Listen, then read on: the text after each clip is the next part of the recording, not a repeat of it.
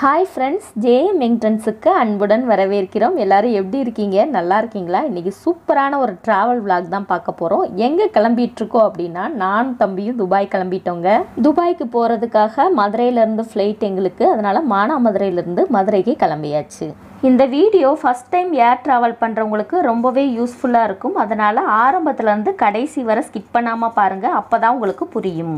நாங்கள் spice ஜெட்டில் book பண்ணியிருந்தோம். எங்களுக்கு ஃப்ளைட் டைமிங் 12:15 மணிக்கு. ஆனால் நாங்கள் காலையில் 7 மணிக்கே மானாமதுரையிலேருந்து கிளம்பிட்டோம். எல்லா ப்ராசஸும் முடிக்கிறதுக்கு கரெக்டாக இருக்கும் அப்படின்றதுக்காக சீக்கிரமே கிளம்புறது நல்லது. நான் சொல்ல போகிற விஷயம் மேக்ஸிமம் எல்லாருக்குமே தெரிஞ்சிருக்கும், இருந்தாலும் தெரியாதவங்களுக்கு யூஸ்ஃபுல்லாக இருக்கும் இல்லையா, அதனால் சொல்கிறேன். நீங்கள் ஃபாரினுக்கு ஏதாவது ஏர் ட்ராவல் பிளான் பண்ணுறீங்க அப்படின்னா 2 மாதத்துக்கு முன்னாடியே டிக்கெட் புக் பண்ணுறது நல்லது.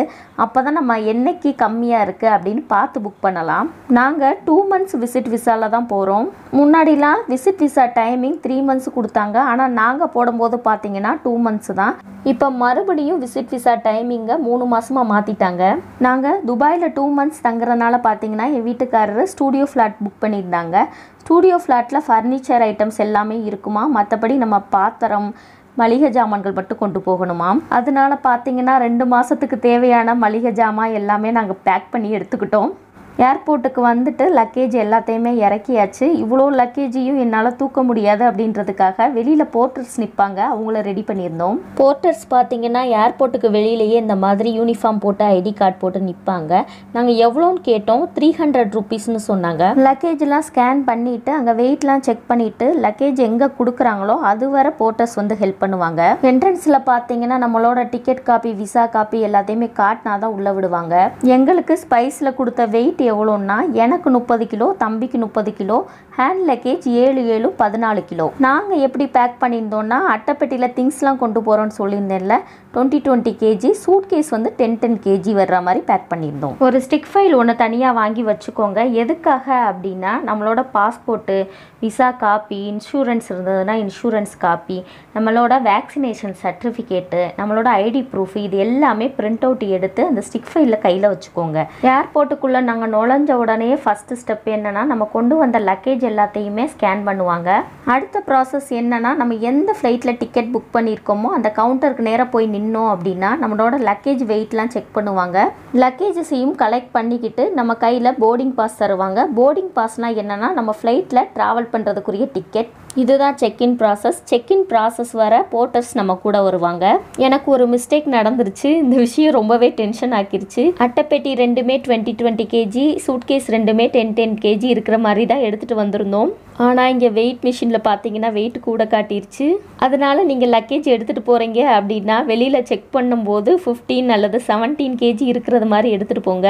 எனக்கு 3 கேஜி அதிகமாக காட்டுச்சு. நீங்கள் ஹேண்ட் லக்கேஜுக்கு லக்கேஜெலாம் மாற்றிக்கிறீங்களா அப்படின்னு கேட்டாங்க. நீட்டாக பேக் பண்ணி ரேப்பிங் பேப்பர்லாம் சுற்றி வச்சுருக்குறோம். திருப்பி ஓப்பன் பண்ணி நம்ம ஹேண்ட் லக்கேஜில் மாற்றுறதுக்குள்ளே பெரும் பாடாயிரும் அப்படின்றதுக்காக நான் பணமே கட்டிக்கிறேன்னு சொல்லிட்டேன். திங்ஸை மாற்றுற அளவுக்கும் நான் ஹேண்ட் லக்கேஜ் பெருசாக எதுவும் எடுத்துகிட்டு போகல. எனக்கு ஒரு ஹேண்ட் பேக், தம்பிக்கு ஒரு குட்டி பேக்கு, அதில் எப்படி மாற்ற முடியும் அப்படின்றதுக்காக பணம் கட்டுற மாதிரி ஆயிடுச்சு.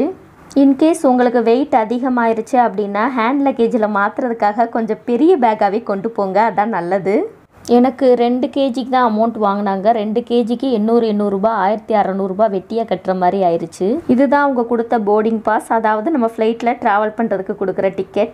செக்இன் ப்ராசஸ் முடிஞ்சிருச்சு. அடுத்ததான் நம்ம இமிக்ரேஷன் ப்ராசஸ் முடிக்கணும். போர்டிங் பாஸ்லேயே பார்த்தீங்கன்னா 10A 10Bன்னு சொல்லிட்டு சீட் நம்பரும் கொடுத்துருப்பாங்க. எங்களுக்கு கொடுத்தது 10th ரோவில் A and B சீட்டு. இந்த ப்ராசஸ்லாம் முடிச்சுட்டு வெளியில் வரும்போது பார்த்தீங்கன்னா அம்மா, அப்பா, தங்கச்சி 3 பேரும் ஏர்போர்ட்டுக்குள்ளே பாஸ் வாங்கிட்டு உள்ளே வந்திருந்தாங்க.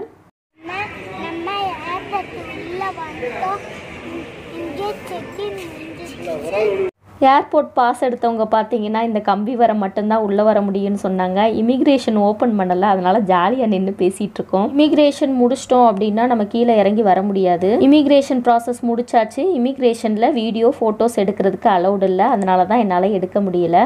இமிக்ரேஷனில் பார்த்தீங்கன்னா நம்மளோட ticket, visa, insurance, vaccination certificate எல்லாத்தையுமே செக் பண்ணுவாங்க. இமிக்ரேஷன் முடிச்சுட்டு மாடிக்கு வந்துட்டு லைனில் நின்றுட்டுருக்கோம். இங்கே பார்த்தீங்கன்னா நம்மளோட ஐஇ, நம்ம கைரேகை எல்லாத்தையுமே ஸ்கேன் பண்ணுறாங்க. இது முடிச்சுட்டு அடுத்த ப்ராசஸ் என்னன்னா, நம்மளோட ஹேண்ட் லக்கேஜஸ் எல்லாத்தையுமே ஸ்கேன் பண்ணுவாங்க. எல்லா ப்ராசஸும் முடிச்சு முடிச்சுட்டு இப்போ ஃப்ளைட்டுக்காக வெயிட் பண்ணிகிட்டு இருக்கோம். மணி இப்போ 10:50 ஆகுது. 11:30க்கு வரும்னாங்க. சரி வெயிட் பண்ணி பார்ப்போம் எப்போ வருதுன்னு. நான் பேசுகிறேன். நம்ம டிக்கெட் எடுத்துட்டு அப்படியா ஃப்ளைட்டுக்கு வெயிட் பண்ணிக்காக உட்காந்துட்டு இருக்கோம். எல்லாமே வாங்கிட்டு டிக்கெட் கிடைச்சிச்சு. நம்ம போகல அப்படியா 1 மணி நிமிஷத்தில் ஃப்ளைட் வந்ததும் நானும் அம்மாவுக்கும் காலையில் போகும்போது ஒரு ப்ளூ ஃப்ளைட் வந்துச்சு. அதில் கத்தி உதிச்சு அப்படி நான் சொன்னேன். சரி ஃப்ளைட் காமெடி. ரெண்டு பேருமே ஃப்ளைட்டில் போய் உங்களை கூப்பிடுவோம். பாய். இன்னொரு முக்கியமான விஷயம் உங்ககிட்ட சொல்கிறதுக்கு மறந்துட்டேன். என்னென்னா நம்ம வீட்டிலையே எல்லாமே பேக் பண்ணிவிட்டு ரேப்பிங் பேப்பர்லாம் சுற்றிட்டு கொண்டு வந்துடுங்க. இங்கே வந்து சுற்றலாம். ஆனால் ஒரு லக்கேஜுக்கு பார்த்தீங்கன்னா 200 கிட்ட சார்ஜ் பண்ணுறாங்க. மணி பார்த்தீங்கன்னா 11:45 ஆயிடுச்சு. ஃப்ளைட் வந்துருச்சு, நீங்கள் போகலாம் அப்படின்னு சொல்லி சொன்னாங்க. போயிட்டுருக்கோம். போகிற வழியிலையுமே ஜென்ஸு தனியாக லேடிஸ் தனியாக நிற்க வச்சு மறுபடியும் செக் பண்ணாங்க. நம்ம ஹேண்ட்பேக்கை ஓப்பன் பண்ணி என்னென்னலாம் இருக்குது அப்படின்னு செக் பண்ணிட்டு தான் உள்ளே விட்டாங்க. நம்ம சார்ஜரோட ஹெட்டை மெயின் லக்கேஜில் வச்சுருங்க. மீதி உள்ள யூஎஸ்பியை நம்ம ஹேண்ட்பேக்கில் போட்டுக்கலாம். ஹேண்ட் லக்கேஜில் ஸ்டீல் ஐட்டம்ஸ், லைட்டரு, ஷார்ப்பான ஐட்டம்ஸ் எதுவுமே நம்ம வச்சுக்கக்கூடாது. நாங்கள் போக போகிற ஃப்ளைட்டு இதுதான். மதுரை ஏர்போர்ட்டில் ரொம்ப ஈஸியாக சீக்கிரமாக ப்ராசஸ் எல்லாம் முடிஞ்சிருச்சு. ஆனால் துபாய் ஏர்போர்ட்டில் நான் என்ன பண்ண போகிறேன்னு தெரியல. மனசுக்குள்ளே ஒரு விதமான பயம் இருந்துக்கிட்டே இருந்தது. அந்த டைமில் தான் என் ஃப்ரெண்டோட தங்கச்சி வீட்டுக்காரரை நான் பார்த்தேன். அந்த அண்ணா என்ன சொன்னாங்கன்னா, நான் ஏர்போர்ட்டில் இறங்கி லக்கேஜ்லாம் கலெக்ட் பண்ணி உங்கள் வீட்டுக்கார்ட்ட விடுற வர நான் ஹெல்ப் பண்ணுறேன் அப்படின்னு சொல்லியிருந்தாங்க. எனக்கு ரொம்ப சந்தோஷமாக போச்சு. அப்போ தான் மனசுக்கே தைரியம் வந்தது. நான் பயந்ததுக்கு ஒரு காரணம் இருக்குது. வேர்ல்டு பிஸியஸ்ட் ஏர்போர்ட்டு, வேர்ல்டுலேயே ரொம்ப பெரிய ஏர்போர்ட் தான் துபாய் ஏர்போர்ட்டு. அதான் நான் பயந்ததுக்கு காரணம். ஃப்ளைட்டில் ஏறி உட்காந்துட்டோம். இருந்தாலுமே 12:40க்கு தான் ஃப்ளைட் எடுக்க ஆரம்பித்தாங்க. என் வீட்டுக்காரர் சொல்லிகிட்டே இருந்தாங்க, யாராவது தெரிஞ்சவங்க வராட்டினாலும் பிரச்சனை இல்லை, எல்லாருமே ஹெல்ப் பண்ணுவாங்க, நீ யார்ட்டையாவது ஹெல்ப் கேளு அப்படின்னாங்க. இப்போ அந்த ஹெல்ப் கேட்குறதுக்கு வழியே இல்லை. அந்த அண்ணா வந்ததுனால எந்த பிரச்சனையும் இல்லை. ஒரு வழியாக ஃப்ளைட்டு கிளம்பிடுச்சு. தம்பியோட ஃபஸ்ட்டு ஏர் ட்ராவல். அவன் தான் ரொம்ப எக்ஸைட்மெண்ட்டாக இருந்தான்.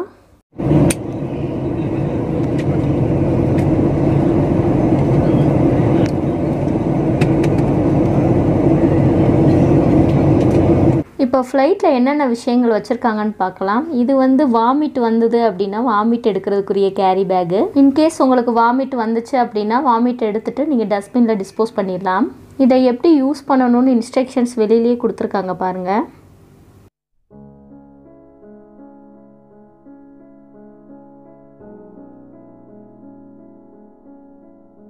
அடுத்து பார்த்தீங்கன்னா ஒரு வெப்சைட் கொடுத்துட்டு அது கிஃப்ட் கூப்பன் மாதிரி இருக்குது. அது என்னன்னு தெரியல. பிளாக் கலரில் ஒரு பட்டன் மாதிரி இருக்குது பாருங்கள். அதை எடுத்து விட்டுட்டு நம்ம டேபிள் மாதிரி யூஸ் பண்ணிக்கலாம். சாப்பிட்றதுனால சாப்பிட்டுக்கலாம்.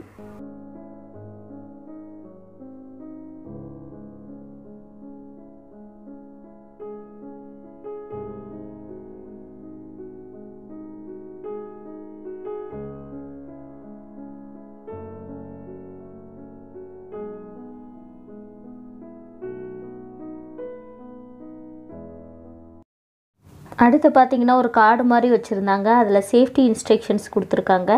எந்த நேரத்தில் திடீர்னு ஏதாவது எமர்ஜென்சினா என்னென்ன பண்ணணும் அப்படின்லாம் தெளிவாக கொடுத்துருந்தாங்க. அதில் சீட் பெல்ட்ஸ் எப்படி நம்ம வியர் பண்ணணும், சீட் பெல்ட் போட்டிருக்கும் போது என்னென்ன விஷயங்கள் செய்யணும், என்னென்ன விஷயங்கள் செய்யக்கூடாது, குழந்தைகளை வச்சுருந்தா என்னென்ன விஷயங்கள் செய்யணும் செய்யக்கூடாதுன்னு தெளிவாக கொடுத்துருந்தாங்க.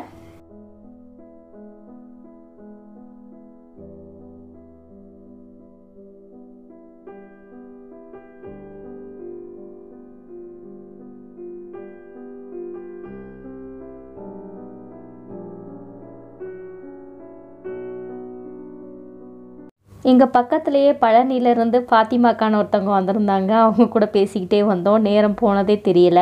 ஃப்ளைட்டில் எல்லாமே காஸ்ட்லியாக இருக்கும் அப்படின்றதுக்காக அம்மா வீட்டில் இருந்தே லெமன் ரைஸும் கத்திரிக்காய் கூட்டும் எனக்கு தம்பிக்கு பேக் பண்ணி கொடுத்துட்டாங்க. ஃப்ளைட்லேயே லஞ்ச் எல்லாமே சேர்த்து புக் பண்ணவங்களுக்கு என்ன கொடுத்தாங்க தெரியுமா? நூடுல்ஸில் ஹாட் வாட்டரை ஊற்றி கொடுத்தாங்க. அது எப்படி பசி தாகும்னு தெரியல. நம்மளும் நூடுல்ஸ் வாங்கி சாப்பிடலாம். ப்ரைஸ் கேட்டேன். ப்ரைஸ் 300 ருபீஸ்னாங்க. ஓகே, நம்ம சாப்பிட்ட சாப்பாடே போதும் அப்படின்ட்டு வேணான்னு சொல்லியாச்சு. ஃப்ளைட் ஃப்ளைட்டில் காஃபி 100 ரூபீஸ், மில்க் ஷேக்கு எல்லாமே கிடைக்கிது. ஆனால் ரொம்ப காஸ்ட்லியாக இருக்குது. வேணுங்கிறவங்க வாங்கி சாப்பிட்டுக்கலாம். குடிக்கிற தண்ணி வேணும்னா நீங்கள் ஏர் ஹோஸ்டஸ்கிட்ட கேட்கலாம். 100 ml இருக்கிற மாதிரி குட்டி குட்டி பாட்டிலாக வந்து தருவாங்க.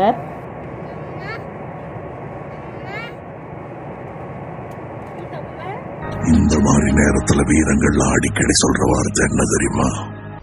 என்ன எப்படியாச்சும் காப்பாத்துற.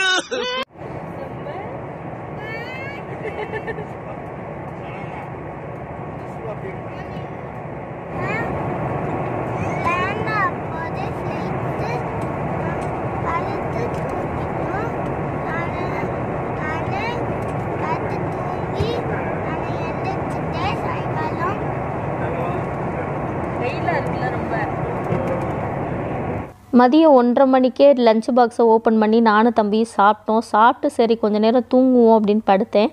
தம்பி நல்லா தூங்கி எந்திரிச்சிட்டான். தூங்குனா பக்கத்து சீட்டில் ஒரு தாத்தா பயங்கர சவுண்டாக பாட்டு வச்சு கேட்டுட்டு இருந்தார். அதில் எந்திரிச்சது தான். அதுக்கப்புறம் தூங்கவே முடியல.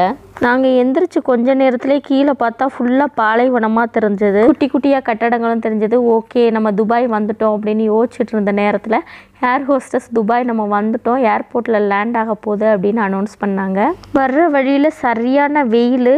ஃப்ளைட்டுக்குள்ளே ஏசி போட்டுமே கூலிங்கே தெரியல. அந்த அளவுக்கு வெயில் அதிகமாக இருந்தது. துபாய் ஏர்போர்ட்டில் ஃப்ளைட்டு லேண்ட் ஆயிடுச்சு. பஸ் ஸ்டாண்டில் பஸ்ஸு நிற்கிற மாதிரி அவ்வளோ ஃப்ளைட் நிற்கிது பாருங்களேன். நாங்கள் மதுரையிலேருந்து துபாய் வர்றதுக்கு 4 hours 40 minutes ஆயிருக்கு. பரவாயில்ல, ஸ்பைஸ் ஏறினதும் தெரியல இறங்குனதும் தெரியல. அந்தளவுக்கு ஸ்மூத்தாக ஓட்டினாங்க.